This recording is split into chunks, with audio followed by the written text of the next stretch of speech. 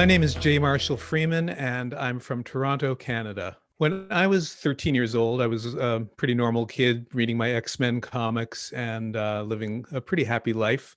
I come from a very loving family, but I was aware early that it was a family with expectations, which was a problem at 13 as I started to realize that something was different about me. And even though that would have been 1976 when awareness of gay people was not in the forefront, I knew that there was something different and something going on in that neighborhood. And it was scary because my father, in addition to having all these expectations, he was a psychiatrist. And I had the very clear idea that if I made one slip, he would be using super psychiatric X-ray vision to spot what was going on with me.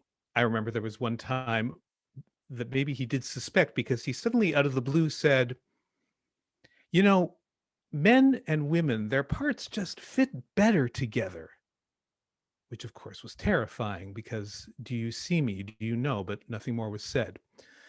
So I developed the habit of hiding. At the same time, everything for me was about the arts, about creating stories, drawing comics, doing all this stuff.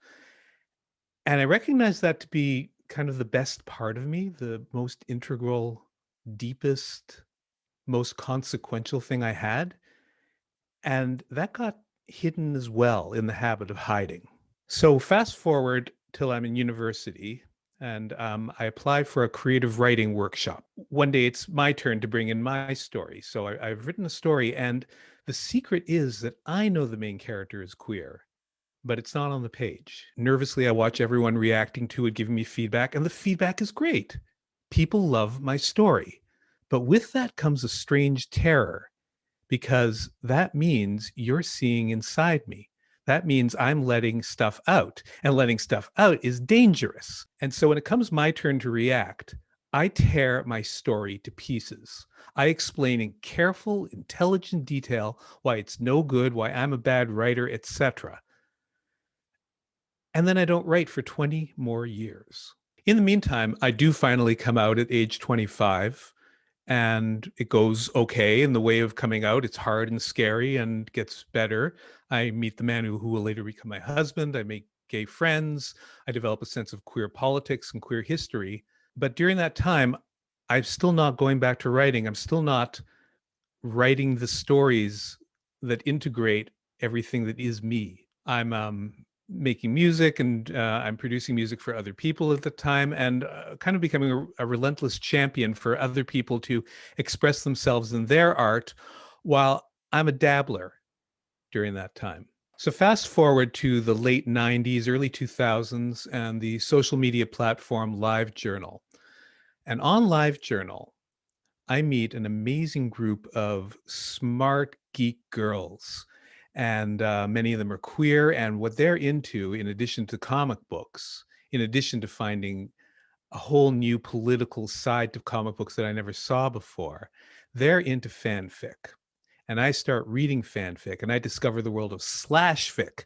And slash fic is where you take two characters from some popular comic or TV show or movie, two supposedly straight characters, and you say, they're a queer couple. And then you write their stories. For me, of course, it's the X-Men. And the X-Men movies, particularly with Iceman and Pyro. And I start reading Iceman and Pyro fic, and suddenly a light goes on in my head and says, I can write this. So I start writing. I write short stories first, and then I embark on a 400,000 word X-Men movieverse fanfic novel. And people are reading it, and people are enjoying it. And I have this feedback. And best of all, it's anonymous. So I'm not risking anything yet. I'm not J. Marshall Freeman. I'm Talk Too Loose. And Talk Too Loose's story takes 4 years for me to write.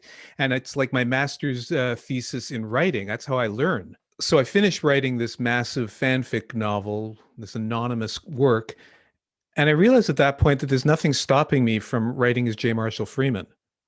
I'm now ready to put myself out in the world as a queer artist, as a queer writer, and write my truth. And I start slowly and writing short stories, working away on a first novel, which uh, and learning all the difficulty of that, learning why it's harder to write original fic than it is to write fanfic.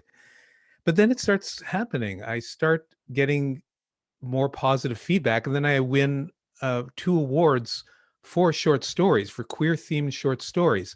And it almost feels like I've let myself out into the world finally, and the world is saying, yeah, do it.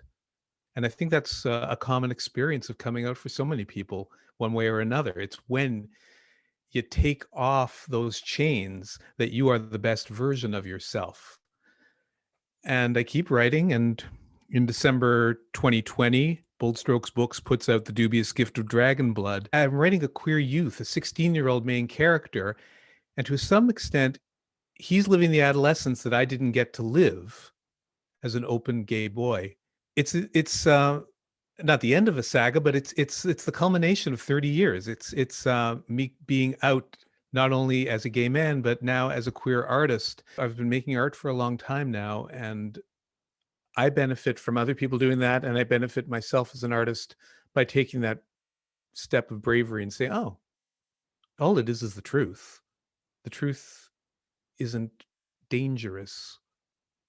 It's just power."